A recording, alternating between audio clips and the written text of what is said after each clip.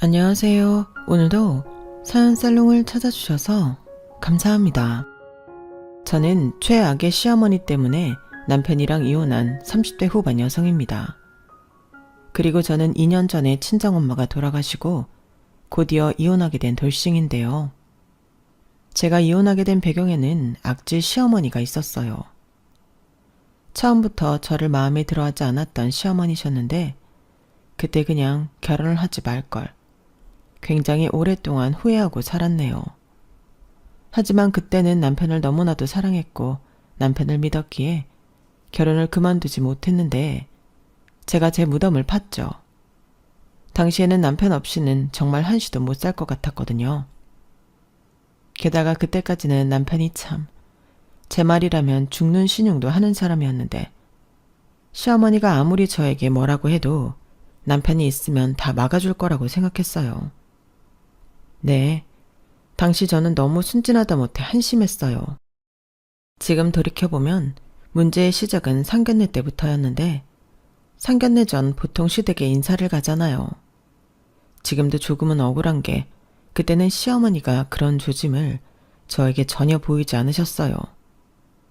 게다가 남편도 그렇고 남편의 위인 누나들도 자기 엄마는 자식들에게 별로 관심이 없는 사람이라며 저더러 알아서 잘 살면 된다고 말을 해서 아, 그렇구나 생각했거든요.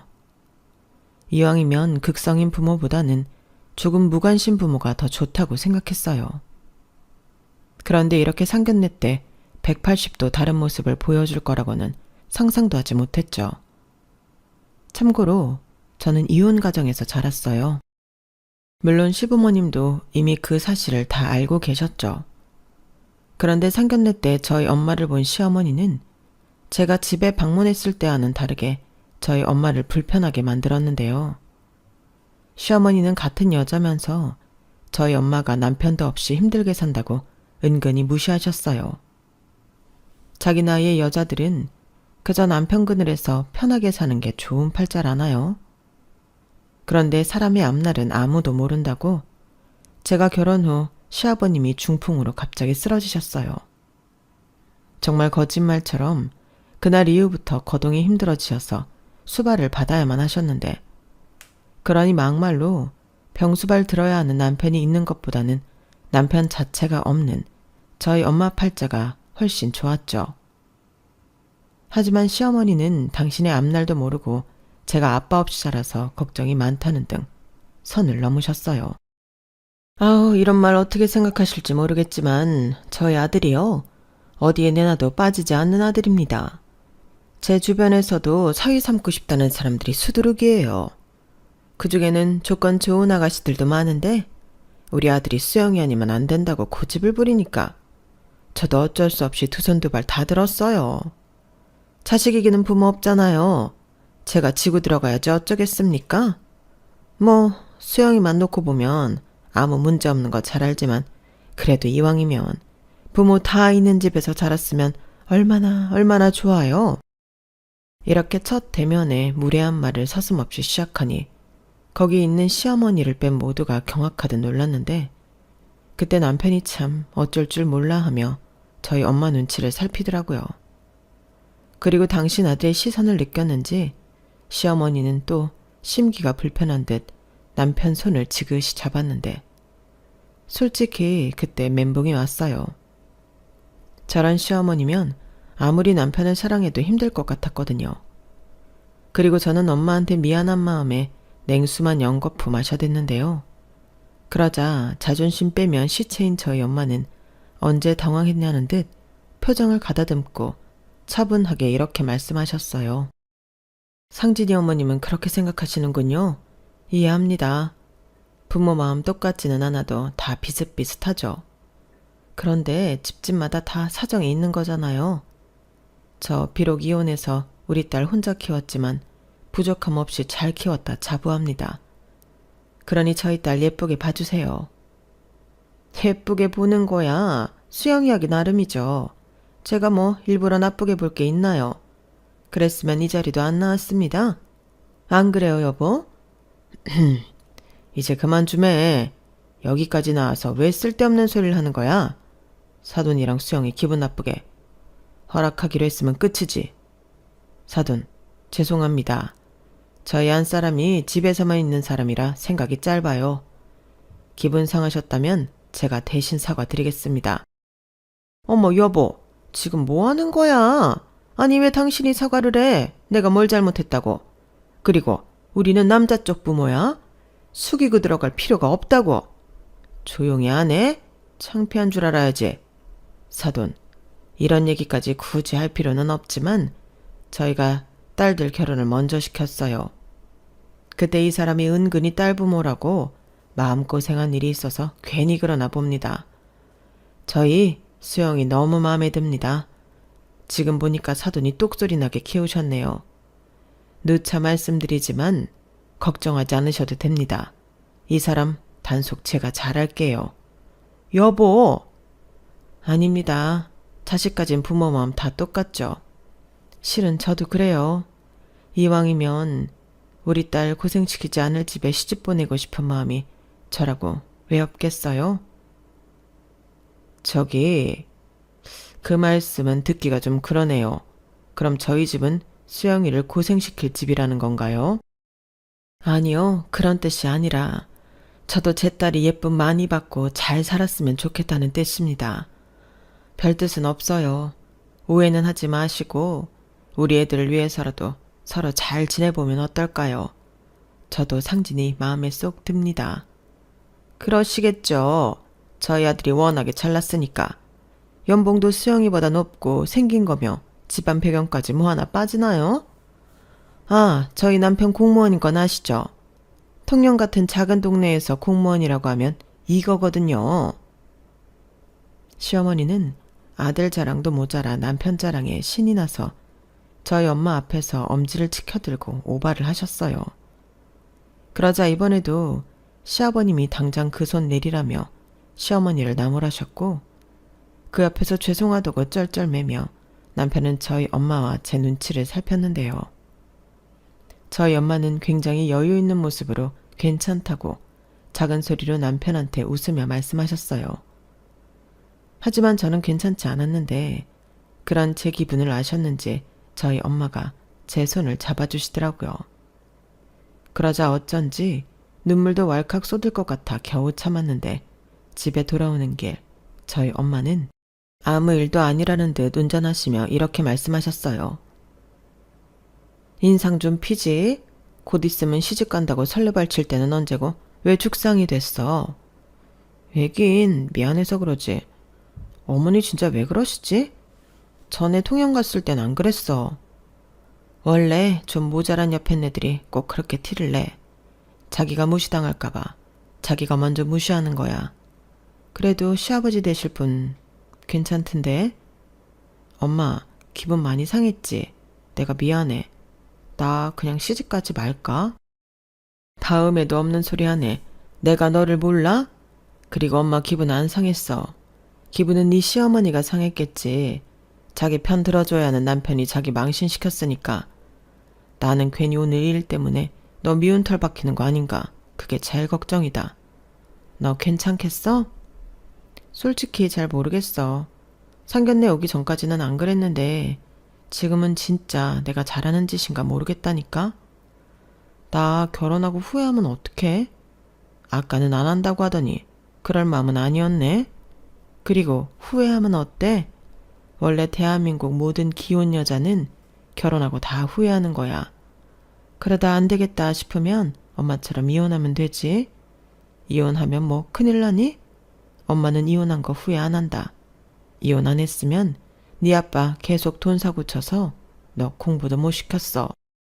나도 알지. 그래서 나는 우리 엄마 대단하다고 생각하는데 우리 시어머니는 아무것도 모르면서 진짜 너무하셔.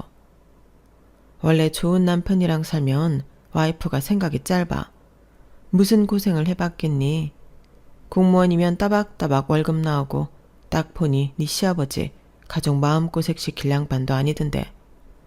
어떻게 보면 엄마는 네 시어머니 팔자 부럽긴 하다. 에이, 뭘 부러워해. 지금 보니까 동갑인데 완전 달라 보이더만. 엄마가 10살은 더 어려 보여. 말이라도 고맙다. 그리고 결혼 전에 잘 생각해봐. 그래도 결혼은 네 인생을 바꾸는 중요한 일이니까 상진이랑도 얘기 잘해보고. 너 아까부터 계속 전화 오는 거 상진이지? 지금 상진이가 제일 똥줄 탈 거다. 우리 엄마 귀신. 그래도 오늘은 얄미우니까 똥줄 타라고 내버려 둘 거야. 너도 엄한테 화풀이 하지 마. 상진이가 사고 쳤어? 그래도 화풀이 할 데가 없잖아. 몰라. 여차하면 결혼 안 해. 저는 당신은 진심이었는데 저희 엄마는 안 믿는다는 듯 고개를 절레절레 흔들며 연신 웃으셨어요. 그리고 감사하게도 상견례 일로 뒤끝은 없으셨는데 그 점을 남편이 가장 고마워했죠. 그리고 상견례 사건으로 뒤집어진 시댁은 신우들도 그렇고 난리도 아니었는데요. 사실 그렇기 때문에 결혼을 그대로 진행했어요. 시어머니는 유별날 수 있지만 다른 가족들이 있으니 괜찮다고 생각했죠. 가만 보면 시어머니는 딸들을 은근히 무서워했는데 제가 봐도 신우들이 보통은 아니었어요. 그래서인지 남편도 자기 엄마보다는 신우들을 더 무서워했는데 그때 알았죠. 시댁에 갔을 때는 아무 문제가 없던 이유 역시 신우들 때문이었다는 걸요. 그리고 상견례 이후 남편은 혹여 제가 결혼 못한다고 할까 제 눈치는 물론이고 저희 엄마한테까지 찾아가 죄송하다고 빌었는데요. 솔직히 남편은 아무런 잘못이 없었기에 그 모습이 불쌍해 보였어요. 아무래도 그때는 제 마음이 사랑으로 가득 차 있을 때였으니 말은 그렇게 했어도 모질게 하지 못했는데 남편이 계속 저에게 이렇게 말했어요. 자기야, 걱정하지 마. 자기는 내가 지킨다니까. 우리 엄마 괜히 그러는 거야. 장모님이 동갑인데 세련되고 능력도 있어 보여서 심술 난 거야. 내가 말했잖아. 우리 엄마 나한테 관심 1도 없다니까. 며느리 생겼다고 없던 관심이 생기나? 다 그때뿐이지. 못 믿겠으면 누나들한테 물어봐. 내가 전화해 줄까? 라고 하는데 그냥 그때는 용 쓰는 남편이 짠해 보이고 남편이 하는 말을 믿고 싶었어요. 그리고 합리적인 생각으로 어차피 시댁은 멀리 있으니까 시어머니와 부딪히면 뭐 얼마나 부딪힐까 그런 생각도 있었는데요. 또 남편 말대로 여차하면 신우들도 있으니까 어떻게든 될 거라고 믿었죠. 남편도 자기 누나들을 의지했지만 저도 그랬거든요. 시어머니보다 더 어른 같고 같은 여자고 며느리니 배라도 많이 해줬는데 상견례 때도 마찬가지였어요. 저희 쪽은 엄마와 저 이렇게 둘만 나가는데 자기들은 5이나 되지 않냐고 저희 쪽을 신경 써줬는데 신우들은 시아버님을 닮은 것 같더라고요. 그리고 저는 남편도 시어머니보다는 시아버님을 닮았다고 생각했는데 그건 아니었어요. 남편 말을 믿고 한 결혼은 제 생각과는 조금 달랐거든요. 일단 시댁과 거리가 있기 때문에 결혼 초 크게 부딪힐 일은 없을 거라고 생각한 것 자체부터 엇나갔는데요. 시어머니는 걸핏하면 저에게 전화해 정말 쓸데없는 잔소리를 하셨어요. 나중에는 잔소리를 하기 위해 어떻게 해서든 꼬투리를 잡으려 하는 것 같았는데 예를 들면 이런 거였거든요. 원래 학교 다닐 때도 아침은 안 먹고 다녔다는 남편이었는데 남편 아침상을 왜 안 차려주냐고 저한테 뭐라고 하시더라고요. 그리고 그놈의 밥에는 한이라도 맺힌 건지 전날 저녁상엔 뭘 차렸는지 사소한 것까지 꼬치꼬치 캐물으셨는데 너무 피곤했죠. 처음엔 저도 며느리 된 지 얼마 되지 않았으니 어려운 마음에 하나하나 공손하게 대응해드렸지만 그게 지속적으로 이어지니까 시어머니 전화만 올려도 경기가 날 지경이었어요. 그래서 남편한테 너무 힘들다고 얘기했고 남편이 난리를 쳐서 밥 문제로는 더 이상 잔소리를 듣지 않게 되었는데 어디 시어머니가 며느리 꼬투리 잡을 게 바뿐이겠어요. 그러다 제가 오전 회의에 들어갔다가 4시간 만에 나온 날이 있었는데 글쎄 시어머니로부터 부재중 전화가 99통이나 와 있더라고요. 깜짝 놀랐죠. 저는 시댁에 무슨 일이 생긴 줄 알았다니까요. 어머니, 무슨 일 있으세요? 전화가 99통이나 와 있어서 깜짝 놀랐어요. 너도 놀랐니? 나도 놀랐다. 아니 어떻게 시어머니가 99통이나 전화를 하는데 며느리가 한 통도 안 받을 수가 있니?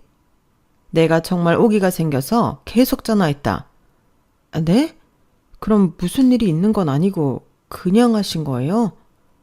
저는 정말 놀랐어요. 그러게 왜 전화를 안 받아? 내가 얼마나 애가 탔는 줄 알아? 너 정말 우리한테 큰일이라도 있었으면 어쩔 뻔했어. 너 솔직히 말해. 일부러 안 받은 거 아니야? 아니에요. 저 회의 들어갈 때 보안상 핸드폰 못 들고 들어가요. 뭐 그딴 회사가 다 있니? 정말 유난이다.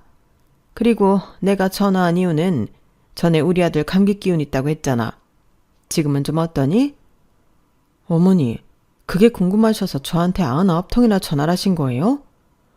아니, 그런 게 걱정이 되셨으면 남편한테 전화를 하시면 되죠. 왜 굳이 저한테? 너는 내가 큰일이 있어야만 전화를 할 수 있는 사람이냐? 그리고 우리 아들은 일하느라 바쁘잖아.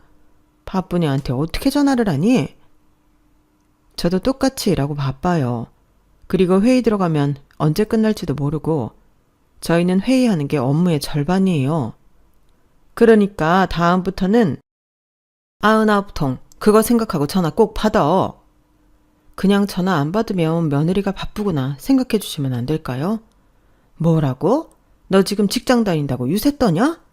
뭐 대단한 일 한다고? 나 참 꼴 사나워서. 아무튼 우리 아들 감기 기운은 어떤데? 약 먹고 자서 그런지 아침에는 좋아 보였어요. 그리고 제가 아플 것 같으면 중간에라도 병원 다녀오라고 했는데 병원에 갔다 온지는 모르겠네요. 너는 말로만 네 남편을 챙기냐? 걔가 어릴 때부터 아파도 병원에를 안 가는 애였어. 데리고 다녀야 한다고. 무슨 어린애도 아니고 자기가 살만하니까 그랬겠죠. 어머니, 저 바빠서 그런데 앞으로 그이한테 궁금한 건 그이한테 물어보세요. 그게 정확하고 빠르잖아요. 너는 내가 아까 한 말을 뭘로 들은 거야? 그리고 너 지금 내 전화가 귀찮다는 거지? 이게 며느리가 돼서 빠져서는 너 안 되겠다. 주말에 우리 집에 내려와라. 나 분명히 말했다. 내가 이참에 며느리 정신교육을 제대로 시켜야지. 시어머니는 무슨 며느리 군기를 그렇게 잡겠다고 걸핏하면 가까운 거리도 아닌 집에 내려오라고 엄포를 내리셨어요. 그러면 저는 집에 가서 남편에게 똑같이 얘기하며 통영집에 가야 한다고 울상을 짓고는 했는데요.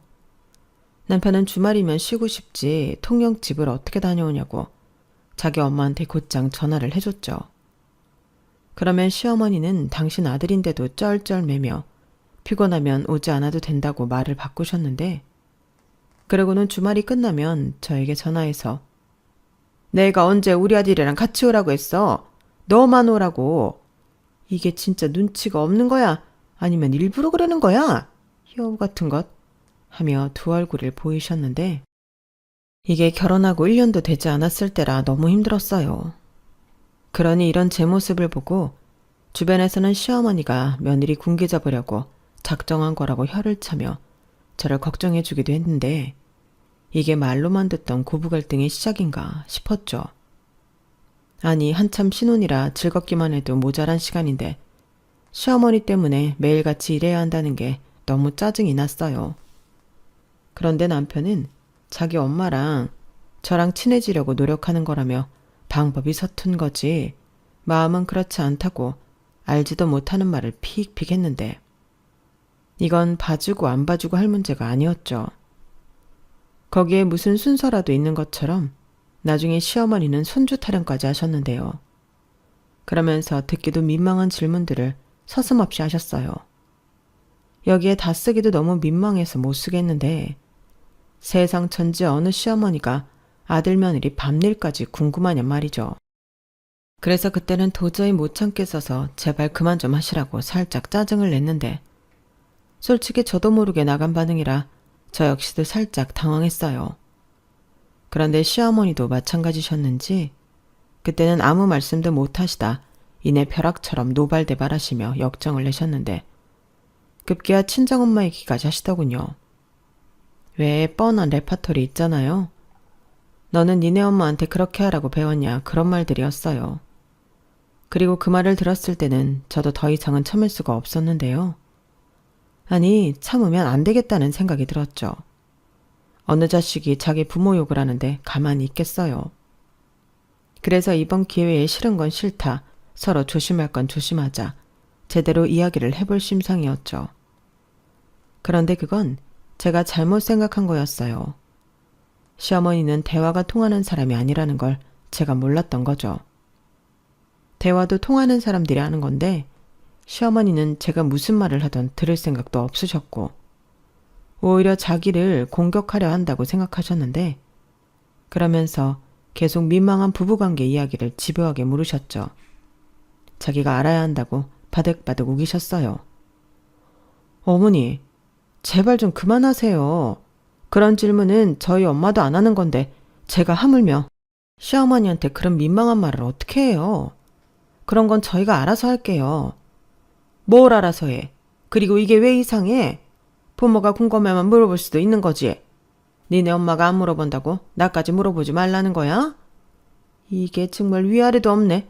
누가 들으면 네가 상전인 줄 알겠어. 너는 네 엄마가 어른한테 그러라고 가르쳤어? 어디 감히 며느리가 시어머니한테 대들어. 지금도 그래. 알아서 한다고? 그럼 뭐 나는 묻지도 말고 관심 갖지도 말라는 거야? 어머니, 정말 이러실 거예요? 저도 많이 참았어요.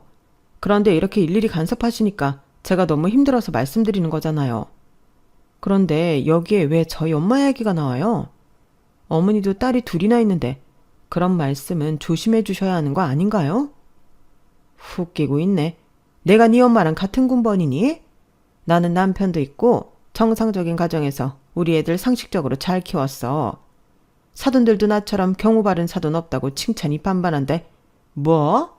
조심을 해? 네가 아주 내가 우습구나. 그런 게 아니고 제가 너무 힘들어서 그래요. 잘못한 것도 없는데 어머니는 저한테 맨날 화를 내시니까 제가 동네 북도 아니고요. 어머니는 그렇게 제가 싫으세요? 그래, 나는 아직까지 네가 참 별로다. 내 아들이 좋아한다고 하니까 어쩔 수 없이 허락했는데 네가 뭐 내세울 게 있니? 그렇다고 시집 올 때 예단을 제대로 해오기로 했어. 나 말은 안 했어도 서운한 거 많다? 그걸 왜 저한테 그러세요? 그이랑 반반 결혼하기로 했고 그이가 말씀드렸을 때는 알겠다고 하셨잖아요. 그렇게 따지면 저희 쪽도 똑같은데 이게 남자 쪽이랑 여자 쪽이랑 같은 거냐고. 내가 말은 안 했어도 네가 알아서 내 선물은 챙겼어야지. 다른 집 며느리들은 명품 가방도 해주고 안마의자도 해주고 또 어떤 집 사돈은 시아버지 차도 바꿔줬다는데 너는 내 금쪽 같은 아들 꽁으로 낚아챘잖아. 제가 또 언제 그랬다고. 그러면 그때 분명히 말씀하시지 그러셨어요. 그때는 아무런 말씀도 안 하시고 저한테만 이렇게 뒤끝을 보이시면 저더러 뭘 어쩌라고요. 그럼 제가 어머니 명품 가방 사드리고 저희 엄마가 차라도 사드려야 한다는 말씀이세요? 그래. 아니, 비슷하게 하려는 신용이라도 해야지. 반반 결혼한다고 정말 입을 싹 닫는 법이 어딨냐고. 내가 동네 창피해서 얼굴을 못 들고 다녀. 저는 시어머니가 왜 그렇게 저를 못 잡아먹어 안달인지 그제서야 이유를 알게 되었어요. 그리고 그 이유를 알게 된 후 시어머니가 더욱 싫어졌는데요. 남편한테는 차마 니네 엄마 속물이라 싫다는 소리를 하지 못해서 그냥 속으로만 삭혔는데 지금 생각해보면 삭힌 게 아니고 남편이 믿지 않을 것 같아 말을 안 했던 것 같아요. 저도 반성하는 부분이지만 그때 당시 화풀이할 것이 없어서 남편한테 시어머니 얘기를 많이 했거든요. 어머니는 왜 그러는지 모르겠다. 괜한 걸로 꼬투리 잡는데 시어머니면 며느리한테 함부로 해도 되는 거냐. 뭐 이런 식으로 제 답답한 마음으로 표현했는데 좋은 소리도 한두 번이지.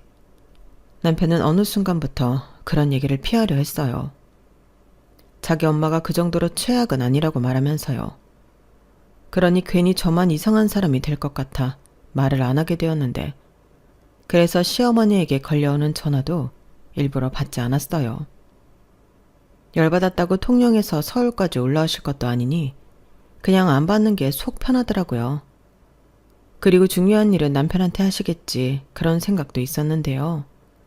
일단 그러거나 말거나 저는 시어머니의 말을 생각하면 생각할수록 너무 열받았죠.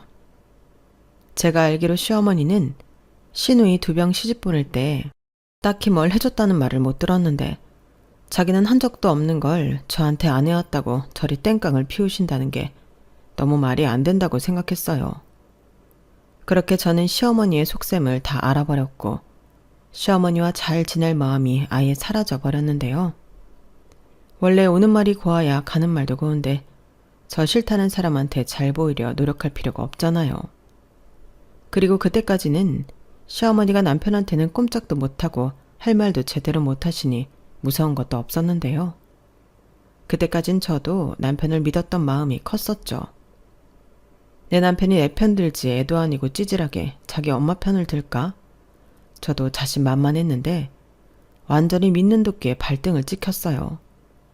시간이 지나면 지날수록 아들은 효자가 된다고 하더니 제 남편도 별 수 없더라고요.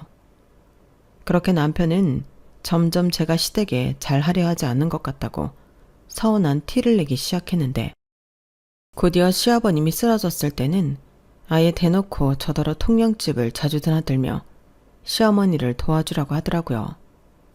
아니 하고 싶으면 아들인 자기가 하면 될 일을 저를 왜 시키나요? 그리고 시어머니도 근처에 딸이 있는데도 저만 불러서 시아버지 간병을 하라고 했는데 자기는 너무 힘들다며 신우집에 며칠 가 있고 싶다 하시더라고요. 정말 그 말을 들었을 때는 경악을 하고 말았는데 그럼 저더러 시아버님 씻는 것도 다 해드리라는 소리잖아요. 친아빠도 아니고 시아버지를. 저는 단번에 싫다고 했어요. 그러자 그때는 믿었던 신우들도 저에게 등을 돌리는 것 같았는데요. 남편도 며느리 도리 안 한다고 저를 비난하고 저는 점점 나쁜 며느리로 내몰렸어요. 솔직히 시어머니가 계시면 도와드릴 수는 있는데 전적으로 저보고 하라고 하니 저는 할 자신이 없었거든요. 그래서 비용을 남편이랑 같이 부담할 테니 간병인을 쓰자고 최대한 좋게 말씀을 드렸는데 시어머니는 왜 며느리가 있는데 남의 손을 빌리냐고 자기는 그러고 싶지 않다고 쌩 고집을 부리셨어요. 그리고 자기 딸들은 출가 외인이라 아버지 병간호를 시킬 수 없다는 등 말도 안 되는 소리를 하셨는데 그때 남편이 회사를 그만뒀다고 폭탄 선언을 하더라고요. 그러면서 사업을 할 거라고 이미 구상도 다 마쳤다며 미친 소리를 하기 시작했는데 남편이 다니던 회사가 꽤나 연봉도 높고 안정적인 곳이라 저는 평생 직장이라고 생각해서 그 충격이 더 컸어요. 하지만 남편은 부모가 아프니 더 큰 돈을 벌어야겠다는 생각을 하게 됐다며 때론 과감한 결정을 해야 한다고 말 같지도 않은 소리를 했고 어차피 사표도 수리되어 다 끝난 마당이라 저는 속만 태웠는데 남편의 사업은 잘 되기는 개뿔. 처음부터 삐걱거렸어요. 저는 남편이 무슨 돈으로 사업을 하나 궁금했는데 알고 보니까 시댁 명의를 넘겨받아 담보대출을 받았더라고요. 뭐 워낙에 오래된 집이라 2억 정도 받은 것 같았는데 자기 퇴직금에 어디서 투자받은 거 조금 있다고 그렇게 사업을 시작한 거였어요. 원래도 남편이 영업을 하면서 여기저기 바람 넣는 사람들이 많았거든요. 하지만 누가 옆에서 책임을 진다고 그 말을 다 믿나요? 그런데 남편은 그런 사람들 말만 듣고 사업에 뛰어들었고 자기가 하면 다 잘 될 수 있을 거라고 오만함에 빠져 살았는데 투자받으려면 보이는 게 중요하다고 차도 외제차로 바꾸고 자기는 돈 꾸는데 열중했어요. 하지만 돌아오는 결과물은 하나도 없었는데 당연하죠. 같은 영업이라도 회사 간판 달고 나가는 거랑 자기 개인 사업하러 나가는 거랑 같겠어요? 이렇게 아무것도 모르는 저도 다 아는 걸 남편만 모르더라고요. 그리고 자기 아들 사업하라고 집을 넘긴 시어머니는 그 유세를 저에게 떨기 시작하셨는데 마치 저한테 집을 넘겨준 것처럼 그렇게 저한테 가진 생색을 다 내셨죠. 당시 저는 남편한테 뭐 하나 받은 것도 없었는데 억울해서 죽을 뻔했다니까요. 너는 내가 너희 도와주려고 집까지 줬는데 어쩜 너는 나한테 고맙다는 소리 한 번을 하질 않니? 너 이거 우리 딸들이 알면 서운하다 난리나. 그럼 매일같이 감사해서 전화했다고 필요한 거 있냐 굽실거려 하는 거 아니야? 시아버지 병간호도 안 해. 뭘 받아도 고맙다는 소리를 안 해. 너 정말 독하다. 사람이면 그러면 안 되는 거지. 너 이 집이 어떤 집인 줄 알아? 네 시아버지 공무원 생활에서 평생 일궈낸 집이야. 그런 소중한 집을 남겨줬는데 어떻게 입을 싹 다 끓여들어? 어머니, 제가 그 집 달라고 하지 않았어요. 그리고 그 집을 저 때문에 명의 옮겨주신 것도 아니잖아요. 그럼 대접은 제가 아니라 남편한테 받으셔야죠. 저는 제 월급으로 먹고 살아요. 막말로 집 대출금도 제가 갖고 있는데요. 그 집이야 네 명이라며. 그럼 네가 네 돈으로 갚는 게 맞지? 그리고 부부는 일심동체 아니야? 네 남편이 멍이를 받아갔어도 다 너랑 잘 먹고 잘 살려고 그러는 건데 너는 모르는 일이라 할 수 있어? 어쩜 어머니 논리는 그래요? 제 명의 집은 제 집이니까 남편이랑 같이 살아도 제가 감당해야 하고, 남편이 자기 사업한다고 시댁 명의가 받아간 건 부부니까 공동 몫이라고요? 말도 안 돼요. 아니, 그러니까 내 말은 감사할 줄 알아야 한다는 소리야. 시어머니는 제가 따져들자 할 말이 없는지 말을 더듬다 대충 얼버무리셨어요. 그리고 서둘러 전화를 끊으셨는데 생각해보면 시어머니의 논리는 항상 그런 식이었죠. 그리고 그렇게 이 돈 저 돈 다 끌어다 사업을 시작한 남편은 이렇다 할 성과도 없이 매일같이 접대한다며 돈만 쓰고 술만 마셨는데요. 이렇게 하는 사업이 잘 될 턱이 없었어요. 아니, 어떤 사고방식을 가진 건지 모르지만 남편은 무슨 접대만 하면 다 되는 줄 알고 있더라고요. 그렇게 남편은 접대를 명목으로 단란주점을 자기 집 드나들듯 하는 것 같았는데 한 번은 밤새 여자를 끼고 놀다 들어가서 저랑 대판 싸운 적도 있었어요. 그때도 남편은 사업 때문에 그런 거라며 참 당당했죠.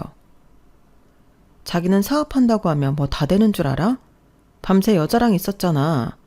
내가 거기서 무슨 짓을 했는지 어떻게 알아? 그렇게 남편을 못 믿냐? 나는 떳떳해. 그리고 남자가 사업하다 보면 여자들이랑 밤새 있을 수 있지. 그런 것도 이해를 못 해주면 어떡해? 자기도 사장 사모님 소리 듣고 살려면 감당해야 할 일이야. 사장 사모님 같은 소리 하네. 누가 언제 그런 소리 듣고 싶대. 자기 사업한다고 하고 나가서 놀기만 하잖아.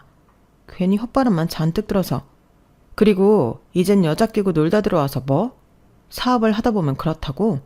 누굴 지금 바보로 알아? 그렇게 말할 거면 적어도 나한테 생활비를 따박따박 가져다 주고 말해. 지금 이 집 대출금도 내가 혼자 갚고 있는 거 알지? 또 시작이다. 내가 큰돈 벌려고 이러는 거잖아. 누가 혼자 살겠다고 이래?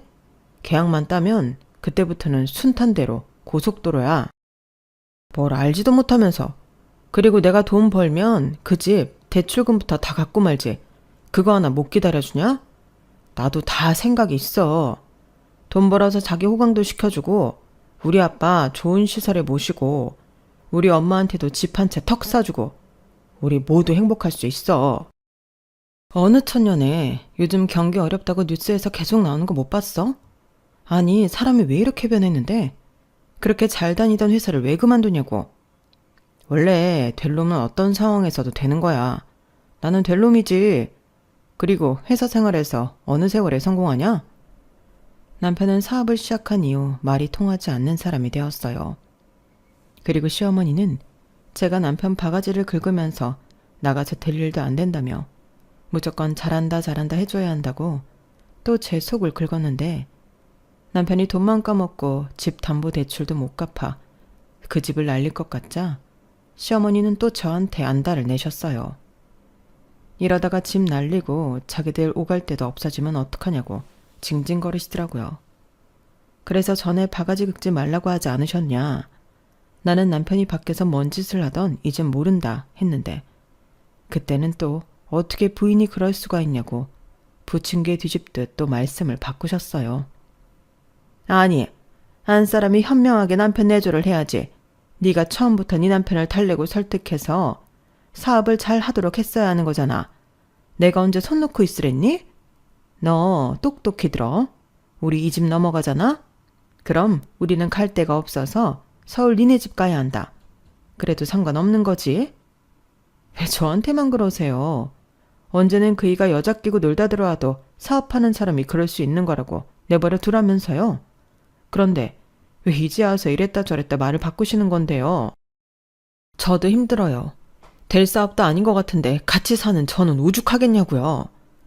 그러게 네가 애를 빨리 가졌어야지. 원래 남자는 그런 동물이야. 책임질 자식이 있으면 밖으로도 안 돌고 일도 충실하게 하는데 네가 애를 안 가지니 애가 자꾸 밖으로만 도는 거지. 뭐라고요? 저는 시어머니의 말에 화딱지가 나서 다시는 전화하지 마시라고 하고 전화를 끊었어요. 그리고 시어머니 번호를 차단해버렸는데 제가 무슨 동물도 아니고 남편이 미워 죽겠는데 그게 될 소리냐고요.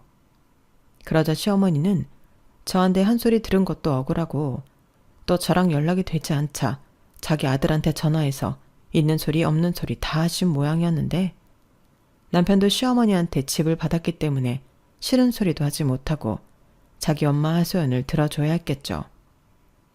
그리고 그 짜증을 저한테 풀기 시작했는데 저더러 며느리 노릇한 게 뭐가 있냐고 시어머니 비위도 못 맞추냐고 자기도 더 이상은 참지 않겠다고 하더군요. 기가 막혔어요. 그래서 그날도 대판 싸우고 남편을 내쫓아버렸는데요. 어차피 제 명의의 집이고 대출금도 제가 갖고 있으니 나갈 사람은 제가 아니라 남편이잖아요. 그리고 그때 이혼할 생각이라 바로 서류 떼서 준비를 하고 있었는데 그러자 시어머니가 통영에서 서울까지 올라오셔서 노발대발 난리를 피우셨어요. 제가 전화 연결이 되지 않으니 회사로 찾아오셨더라고요. 그러고는 사람도 많은 로비에서 네가 뭔데 내 아들한테 이혼 소리를 하냐고 저더러 숙이고 들어가 빌라고 하셨는데요. 정말 그때는 얼굴이 다 화끈거릴 정도로 창피하고 죽을 맛이었어요. 이게 정말 악질적인 게 시어머니는 처음부터 저를 망신시키려 회사까지 찾아오셨더라고요. 그리고 제가 남편한테 여기 네 엄마 있다고 경찰에 신고하기 전에 얼른 데려가라고 전화를 했더니 그때도 술이 떡이 된 목소리로 신고를 하던지 말던지 마음대로 하라고 했는데 정말 그때는 이혼 직전까지 갔어요. 아니, 이혼을 했어야 했는데 이혼 서류를 받아든 남편이 그제야 현실을 깨달았는지 제가 시키는 건 무조건 한다며 매달리기 시작하더라고요. 제가 원하면 사업도 그만두고 다시 취직해 착실하게 월급 생활을 하겠다고 했는데 저는 그런 행동으로 보이라고 말미를 한 달을 줬어요. 딱 보니 이미 사업한다고 갖다 쓴 돈은 바닥이 난 지 오래였고 자기 앞으로는 빚밖에 없으니 저랑 헤어지면 답이 없었던 것 같았는데 그러다 대학 선배로부터 베트남에 일자리가 있다는 소개를 받게 되었어요. 어차피 계속 얼굴 보고 있으면 부하가 치미는데 잘됐다 싶었죠. 그래서 곧장 남편에게 말을 했는데 솔직히 남편은 썩 마음에 들어 하지 않더라고요. 하지만 지금 찬밥 더운 밥을 가릴 처지가 아니었기에 남편은 베트남행을 결정했고 기숙사가 있어서 숙식을 모두 해결할 수 있으니 버는 족족 저에게 보내기로 했어요. 그러자 이번에도 시어머니는 제가 남편이 해외에서 힘들게 번 돈 가로챈다고 생각했는데 남편 앞으로 쌓인 빚을 해결하기 위함이었죠. 그래서 사시는 집 지키려 하는 거라고 제가 단호하게 말씀을 드리자 입만 삐죽거리며 꼭 자기 아들이 먼 타국에 가야 하는 거냐고 저에게 울먹거리셨는데요. 여기도 일자리 많잖아. 꼭 그 멀리까지 가야 하니? 나는 내 새끼가 먼 타국에 가서 혼자 고생할 거 생각하면 밤에 잠도 안 온다. 그러지 말고 네가 좀 받아오. 너도 돈 벌잖아. 제가 버는 건 지금 살고 있는 집 대출금 갚아야죠. 그리고 베트남에 가는 게 최선의 선택이에요. 무슨 중노동하러 가는 것도 아닌데 좋게 생각하세요. 평생 있을 것도 아니고요. 5년 금방 가요. 금방 같은 소리 하네. 5년이 얼마나 긴데. 네가 애가 없어서 내 속을 몰라서 하는 소리지. 지금 찬밥 더운 밥 가릴 때가 아니라는 게 팩트예요.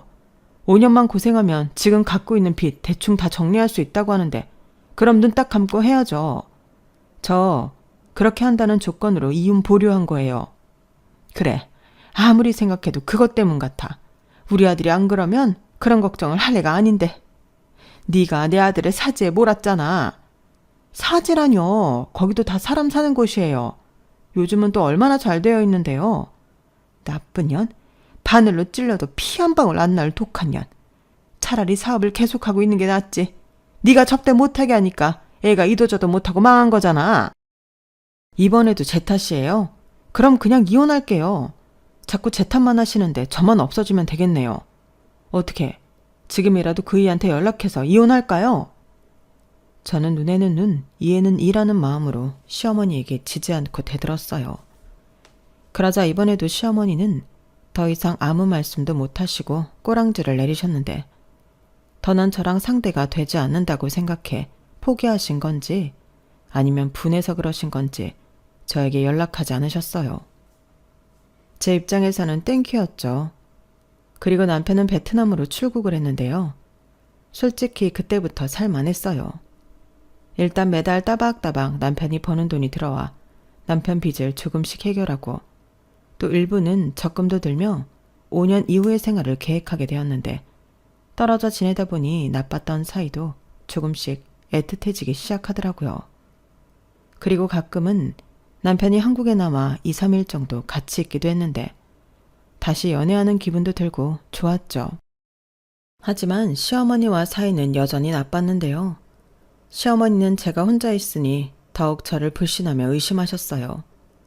한 번은 저한테 말도 하지 않고 제가 회사에 출근한 사이 저희 집에 오셨는데 남편한테 집 비밀번호를 물어보셨나 보더라고요. 반찬을 들고 왔는데 집에다 넣어주고 가겠다나요? 그렇게 거짓말을 하시고는 집에 들어오셔서 혹시 다른 남자가 저희 집에 드나들지 않았나 그 흔적을 찾아보셨나 본데 제가 그날 퇴근이 빨라서 집에 들어왔다가 깜짝 놀랐죠. 그러자 시어머니도 처음엔 놀라셨다가 이내 뻔뻔하기로 작정을 하셨는지 자기가 검사 차원에서 한번 왔다고 당당하게 말씀하셨는데 기가 막혀서 말이 나오지 않았어요. 들어보니까 요즘 젊은 여자들이 남편 해외 보내놓고 그렇게 바람을 피운다고 하더라. 너는 애도 없으니 마음만 먹으면 더하지. 그래서 무슨 증거라도 찾으셨어요? 내가 말했잖니? 검사 차원에서 왔다고. 너 이 집에서 뭐라도 나왔으면 내 손에 죽었어. 그게 아니죠. 어머니 지금 저한테 사과하셔야 해요. 아무리 아들네 집이라고 해도 이렇게 허락도 없이 막 들어오셔서 남의 물건 함부로 뒤지셨잖아요. 그리고 증거도 없이 저 의심하신 것도 사과하세요. 사과? 시어머니가 며느리 단돌이 하는데 무슨 사과식이나 하니? 됐다. 나 갈 테니까 너 행동고지 똑바로 해. 알겠어?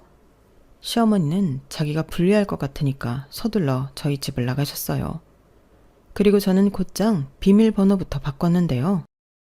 남편한테도 바꾼 비밀번호는 알려주지 않을 심상이었죠. 남편이 올 때만 다시 예전 번호로 바꿔놓으면 그만이니까요. 그리고 저는 시어머니에게 전화해서 2번 다시 이런 일이 또 생긴다면 그때는 어머니 때문에 아들 이혼당하는 거라고 강하게 얘기했는데요. 시어머니는 저더러 버릇이 없다며 노발대발 하셨지만 저는 전화를 끊어버렸어요. 그리고 몇 달이 지났을까? 마른 하늘에 날벼락 같은 일이 벌어졌는데요. 글쎄 친정엄마가 시한부 선고를 받게 되었죠. 췌장암이었는데 병원에 갔을 때는 이미 손을 쓸 수 없는 지경이라 하셨어요. 이미 온몸에 암이 퍼져 있었고 독한 진통제도 듣지 않아 엄마가 많이 힘들어 하셨는데 의사 선생님이 원래 췌장은 조기 발견이 어렵다고 너무 엄마한테 뭐라 하지 말라고 하시더라고요. 저희 엄마가 혼자 계셔서 그런지 아파도 병원에 안 가고 원래 잘 참으시거든요. 그래서 나중에 이러다 병 키우는 거라고 나이 먹었으면 조금만 아파도 병원에 가야 한다고 잔소리를 했는데 저는 그때도 엄마가 아픈데 저한테 말도 하지 않고 참고 버티다 이 지경이 됐다고 생각했죠. 그래서 속상한 마음에 엄마한테 뭐라고 했었는데 그걸 의사 선생님이 들으셨나 봐요. 그리고 엄마도 충격이 심하셨는지 한동안은 아무 말씀도 하지 않고 한숨만 쉬셨는데 아무래도 제가 엄마 옆을 지켜야 할 것 같더라고요.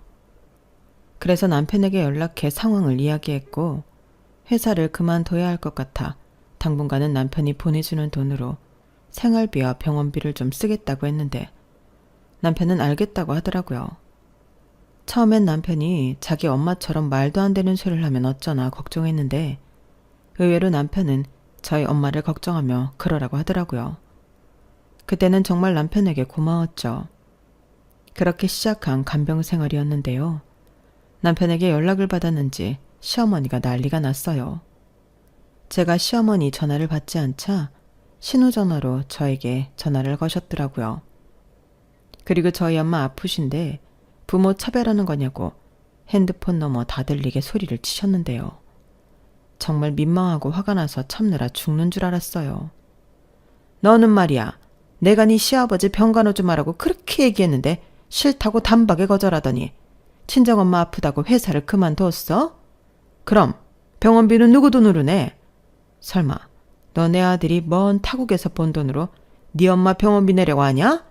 이 요망한 것? 어머니, 오해가 있으신가 본데 저희 엄마 보험 있어요. 다 환급받을 돈이라고요. 환급 같은 소리 하네. 너 내 말 똑똑히 들어. 내 아들이 번 돈으로 네 엄마 병원비 한 푼이라도 내기만 해봐. 너 진짜 내가 가만 안 둘 거야? 진짜 너무하시네요. 아버님이랑 저희 엄마가 같아요. 아버님은 옆에 어머니도 있고 아가씨들이 있는데 저희 엄마는 저밖에 없잖아요. 그리고 저희 엄마, 저는 차마 살 날이 얼마나 남았겠냐고, 그동안만 옆에 있고 싶은 건데 그걸 이해 못 해주시는 거냐고 말하고 싶었지만 그 말을 하지 못했어요. 저희 엄마가 옆에 계시기도 했고 그런 말들을 제 입으로 하고 싶지 않아 입을 꾹 닫았는데 시어머니는 왜 말을 하다 마냐며 저더러 간병할 필요 없이 저희 엄마 살던 집을 팔아 그 돈으로 간병인을 쓰라고 하셨어요. 그래서 더는 말하기도 싫고 짜증나서 제가 알아서 하겠다고 전화를 끊었는데 계속 전화가 신호번호로 울리더군요. 하는 수 없이 저는 핸드폰을 꺼버렸어요. 그리고 한참 뒤 남편한테 뭐하러 통영집에 이야기했냐 따졌더니 자기는 사돈 괜찮으시냐고 안부 전화 좀 하시라고 얘기한 건데 이렇게 될 줄 몰랐다며 미안하다고 했는데요. 남편의 의도가 나쁜 게 아니라는 걸 알았기에 더는 따지지 않았어요. 원래 그래 먹은 양반이 시어머니인 걸 어쩌겠나. 거의 해탈의 지경까지 이르게 되더라고요. 그리고 그때는 친정엄마 걱정에 다른 건 그다지 생각하고 싶지 않았는데요. 그렇게 꼬박 7개월 남짓을 살다 저희 엄마는 하늘나라로 떠나셨어요. 마지막엔 저에게 고맙다고 미안하다고 눈물을 흘리시고 가셨는데 정말 많이 울었죠. 그리고 장례를 치러야 하기에 망설이다 시댁에 연락을 드렸는데요. 시어머니에게 돌아온 대답은 못 오신다는 거였죠. 내가 네 시아버지를 두고 어딜 가니? 그리고 집안에 아픈 사람 있을 때는 장례식에 가는 것도 조심스럽다. 부정 타면 어쩌니? 줄초상 치를 수는 없잖아. 괜히 서운해하지 말고 엄마 잘 보내드려. 그리고 우리 아들도 먼 길 왔다 갔다 시키지 말고 오지 말라고 해라. 네? 어머니, 그래도 이건 아니죠. 그이는 사위인데. 그래, 사위지. 아들은 아니잖아. 그러게, 너는 왜 내 아들을 그 먼 타국으로 보냈냐? 왔다 갔다 비행기 값만 얼마야? 그리고 장례 치르고 돌아가면 얼마나 피곤하겠니? 나는 내 아들이 먼저다. 저는 시어머니의 말에 이게 무슨 가족인가 허탈한 생각이 들었어요. 그리고 이런 시어머니를 앞으로 더 보고 살아야 하는 것 자체가 지옥 같아서 남편과 이혼해야겠다고 마음을 정했는데요. 남편에게는 올 필요 없다고 통보를 했고 남편은 그런 게 어딨냐며 귀국을 했더군요. 그래서 온 김에 그럼 이혼 서류에 사인이나 하고 가라고 말했는데 남편이 왜 그러냐고 자기는 죽어도 저랑 헤어질 수 없다고 했죠. 하지만 이젠 남편이 아닌 시어머니 때문에 하는 이혼이라 저는 굽힐 생각이 없었는데요. 남편은 짐작은 했다는 듯 한숨을 깊게 내쉬었어요. 그러고는 자기가 자기 집이랑 연을 끊으면 되겠냐고 물었는데 저는 그것도 싫더라고요. 그래서 정말로 나를 생각해준다면 좋게 헤어져 달라고 말했는데 남편은 그때도 그럴 수 없다고 하더군요. 그러면서 계속 제 눈치만 살폈어요. 그런 와중에 장례 절차는 발인까지 모두 끝이 났고 저는 친정엄마 집을 정리하러 갔는데 무슨 일인가 도어락이 다른 기계로 바뀌어 있더군요. 번호도 바뀌었는지 계속 경고음이 들렸어요. 이상한 일이었죠. 제가 얼마 전까지만 해도 집에 가서 엄마 물건을 가지고 왔었는데 너무 이상한 일이었어요. 그리고 제가 당황하자 저를 쫓아온 남편이 초인종을 누르며 안에 사람 있어요? 저기요, 안에 계시면 문 좀 열어보세요. 라고 했는데 기가 막히게도 현관문이 열리더니 시어머니 얼굴이 보이더군요. 어머 아들, 우리 아들이 어떻게 여기에 있어? 엄마야말로 장모님 집에 왜 있어? 설마 여기 도어라고 엄마가 바꾼 거야? 그게... 아유, 천천히 얘기하려고 했는데 너는 그렇게 네 엄마 불쌍하다고 노래를 하더니 장례 끝나자마자 집에 오니? 휴난스럽다. 뭐예요? 왜 어머니가 주인도 없는 저희 엄마 집에 있는 건데요? 나는 그냥 정리 좀 하려고 왔다.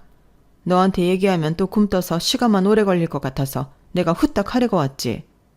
짐을 정리한다고요? 왜요? 왜 어머니가 저희 엄마 짐을 정리해요? 아니 말이 되는 소리라세요. 말이 왜 안 돼? 너 내 아들이 번 돈으로 네 엄마 병원비 냈잖아. 그럼 이 집은 내 거지. 여기 싹 정리해서 새놓을 거야. 그래야 쌤쌤이지. 엄마, 제정신이야? 돌았어? 아니 그게 무슨 소리야? 너야말로 엄마한테 그게 무슨 말버릇이야. 그럼 너는 네 돈으로 병원비 썼다는데 아깝지도 않아? 너 엄마 아빠 사는 집도 가져가서 날릴 뻔했잖아. 그래서 지금 장모님 집이라도 가지겠다는 거야? 엄마, 진짜 제정신 아닌 거지? 왜 제정신이 아니야? 어차피 이 집 죽은 사람 거고 너는 여기 사위인데 네 목도 있는 거지. 저는 뻔뻔한 시어머니를 보며 더는 못 참겠어서 경찰에 신고를 했어요. 아무리 사돈지간이라도 이건 무단 가택 침입에 더허락까지 자기 마음대로 바꿨으니 재물손괴로 책임을 물어야겠다고 생각했는데 경찰이 금방 도착하자 시어머니가 많이 당황하시더군요. 그렇게 뻔뻔하고 당당하게 나오시더니 경찰은 무서우셨나 봐요. 그리고 저는 남편에게도 이것 보라고 나는 더 이상은 감당도 안 되고 너무 힘들다고 합의 이혼 못하면 소송이라도 하겠다고 선언했는데 그때는 남편도 아무 말을 하지 못했어요. 그리고 저에게 지금까지 숨겨놓았던 비밀이 있다고 털어놓았는데 그 말을 들었을 땐 뭐랄까 정말이지 미쳐버릴 것만 같았어요. 내가 일부러 속인 건 아니고 장모님이 자기한테는 말하지 말라고 하셨어. 그래도 그렇지. 사업자금은 우리 엄마한테도 빌렸으면 똑바로 했어야지. 매달 갚고 있었어. 최근까지도 따로 갚고 있었다고. 그리고 내가 가져온 통영집 명의도 장모님한테 넘겼어. 내가 그 빚은 갖고 있지만 여차해서 못 갚으면 그 집이라도 드리려고. 빚밖에 없는 집 줘서 뭐하게? 정말 뻔뻔하다. 아니, 이젠 무섭다. 사람들이 어떻게 그래? 미안해. 나는 내가 베트남에 가 있으면 우리 엄마가 자기한테 안 그럴 줄 알았어. 내가 생각이 짧았다. 우리 엄마한테도 얘기할게. 자기한테 그러면 안 되는 거라고. 됐어. 그런 말이 통했으면 지금까지 저러지도 않아. 잘됐다. 그럼 통영집은 우리 엄마 거네. 맞지? 설마 이 지경까지 와놓고 나 이혼 소송 해야 해? 자기한테 유리할 거 하나도 없는 거 알지? 양심이 조금이라도 있으면, 아니, 우리 엄마한테 조금이라도 미안한 마음 있으면 자기가 가진 거 다 내놓고 내 인생에서 꺼져. 저는 감정이 치우쳐 남편에게 소리를 질렀어요. 그러자 경찰 앞에서 우물쭈물하던 시어머니가 득달같이 달려와 제 머리채를 잡고 어디서 자기 아들한테 소리를 지르냐고 눈이 뒤집혀 달려들었는데 남편이 말리고 경찰이 말리고 결국 저는 시어머니를 폭행죄까지 더해서 고소를 진행했어요. 그리고 이혼을 하면서 남편한테는 현재 있는 모든 재산을 받기로 했고 통영집은 저희 엄마 명의이니 시부모님을 나가시라는 통보했는데 시어머니가 그것까지는 몰랐는지 나중에 아시고는 빌고 사정하고 난리도 아니었죠. 그때는 신우들도 저에게 아픈 시아버지를 생각해 봐주면 안 되겠냐고 했는데 저는 단호하게 안 된다고 거절했어요. 이번 기회에 어떡하든 작은 연결고리 하나라도 다 없애버리고 싶은 마음이었는데 그래도 너무 매정하게 구는 건 마음이 아파서 시아버님 계실 시설 비용은 신우들에게 따로 넘겼죠. 그리고 남편이 벌어오는 돈에서 매달 양호시설 이용료를 내기로 했는데요. 이렇듯 남편은 먼 타국에서 돈 벌어 빚 갚고 자기 아버지 병간호비 되며 살게 되었어요. 시어머니는 오갈 곳이 없어져 신우집에 번갈아가며 지내나 보던데 사위 눈치를 보느라 힘든 생활을 하고 있나 보더라고요. 그리고 신우들의 시댁에서도 친정엄마 다른 곳으로 보내라는 소리를 듣나 보던데 한 번은 큰 신우에게 연락이 왔더라고요. 월세를 줄 테니 그냥 통영집을 임대라도 하면 어떻겠냐고요. 저는 싫다고 했어요. 다른 사람은 몰라도 시어머니의 편의는 봐드리고 싶지 않았거든요. 그리고 헐값이었는데 통영집을 정리해버렸죠. 그리고 신혼집으로 썼던 집도 정리해서 대출금도 털어버렸는데 저는 지금 친정엄마가 혼자 사시던 집에서 살고 있어요. 아직은 엄마의 흔적과 채취가 남아있어서 2년이 지난 지금도 울컥할 때가 있는데 저는 엄마가 그러했듯이 이 집에서 혼자 열심히 살아갈 생각입니다. 주변에서는 애도 없고 나이도 아직 어리니 지금 당장은 아니더라도 나중에 좋은 남자를 만나 새 출발을 하는 게 어떠냐고 하는데 사실 그러고 싶은 마음도 없어요. 사람이 사람한테 하도 당하면 질려버리는 건지 저는 그냥 혼자가 편한데요. 외롭다는 건 문제가 되지 않더라고요. 오히려 혼자 조용히 엄마를 추모하고 기억하고 그리워하는 게 저에겐 힐링인데 부디 엄마가 하늘나라에서는 아프지 않고 걱정 없이 행복하셨으면 좋겠습니다. 그리고 거꾸로 시어머니는 당신이 한 짓 그대로 고통받고 눈치 보며 내내 괴롭게만 사시길 바라는 마음인데요. 이미 남이 된 마당에 그런 악감정을 가질 것이 뭐가 있냐고 생각하실 수도 있지만 저는 시어머니를 영원히 용서하고 싶지 않습니다. 사람이 그러면 안 되는 거잖아요. 아무리 나이를 먹었다고 해도 나쁜 짓을 했으면 그 대가를 받아야죠. 아니, 오히려 그 대가는 자신이 그토록 사랑하는 아들이 받지 않았나 싶긴 한데 그것도 어떤 의미는 시어머니에겐 벌이 될 수 있겠네요. 부디 남은 인생 오래오래 불행하시길 바라며 제 사연은 여기서 줄이도록 하겠습니다. 저는 현재 마음을 다시 회복하는 중이에요. 곧 다시 복직도 생각하고 있는데요. 남은 제 인생 제가 열심히 살아갈 수 있도록 많은 응원 부탁드립니다. 그럼 지금까지 제 사연 함께 해주셔서 감사드리고요. 건강하시고 행복하세요. 이 세상에 좋은 사람들이 나쁜 사람들보다 더 많이 존재하길 소망하며 안녕히 계세요. 여러분, 사연 댓글에 응원과 현명한 조언 부탁드려요. 좋아요와 구독은 저에게 큰 힘이 됩니다. 오늘도 좋은 일 가득하세요.